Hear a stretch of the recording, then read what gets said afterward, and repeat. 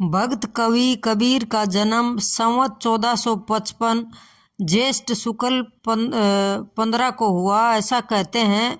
अन्य भी बहुत सी किंवदंतियां इस बारे में प्रचलित हैं। कहा जाता है कि जगत गुरु रामानंद जी के आशीर्वाद से ये काशी की एक विधवा ब्राह्मणी के यहाँ उत्पन्न हुए।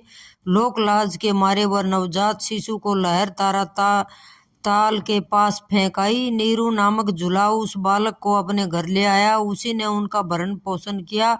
यही भक्त संत कबीर के नाम से पहचाना गया। कुछ कबीर भक्तों का मानना है कि कबीर का जन्म काशी के लहर तारा तालाब में कमल के एक अति सुंदर पुष्प के ऊपर शिशु के रूप में हुआ था। कुछ भक्तों का यह भी कथन है कि कबीर जन्म से ही मुसलमान थे और समझदारी की उम्र में स्वामी रामानंद के शिष्य होकर हिंदू धर्म की बातें जानी। ऐसा कहना कि एक दिन एक पहर रात रहते ही कबीर गंगा घाट की सीढ़ियों पर जा लेटे। वहीं से रामानंद जी स्नान करने के लिए जाया करते थे। रामानंद जी का पैर कबीर के ऊपर पड़ गया। रामानंद जी झट राम राम बोल उठे। कबीर ने उनके इस वाक्य को ही गुरु का दीक्षा मंत्र मान लिया और स्वामी रामानंद जी को अपना गुरु मानने लगे। उनके ही शब्द हैं कि हम काशी में प्रगट भये हैं, रामानंद चेताए। मुस्लिम कबीर पंथियों का मानना है कि कबीर ने प्रसिद्ध सूफी मुसलमान फकीर शेख तकी से शिक्षा प्राप्त की। सही बात कुछ भी हो, मान्यता अलग अलग हो सकती है, पर इस बात को तो सब मानते हैं कि कबीर ने हिंदू मुसलमानों की एकता के लिए हिंदू संतों और मुसलमान फकीरों का सत्संग किया है और उनसे उन्हें को ज्ञान प्राप्त हुआ, उसे अपने पदों के रूप में दुनिया के सामने रखा।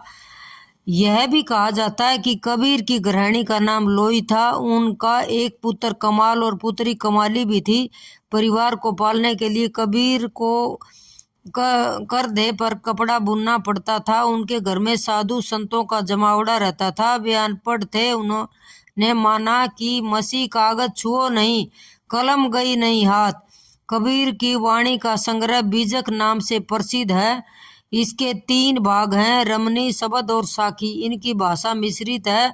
पंजाबी, राजस्थानी, खड़ी बोली, अवधी, पूर्वी, ब्रज भाषा आदि कई भाषाओं का मिश्रण मिलता है।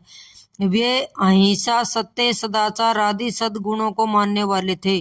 कबीर अंत समय में काशी से मगर नामक स्थान पर चले गए। वहीं 119 वर्ष की उम्र में इन्होंने अपना शरीर त्याग दिया। इनके मत को मानने वाले बहुत बड़ी संख्या में हैं।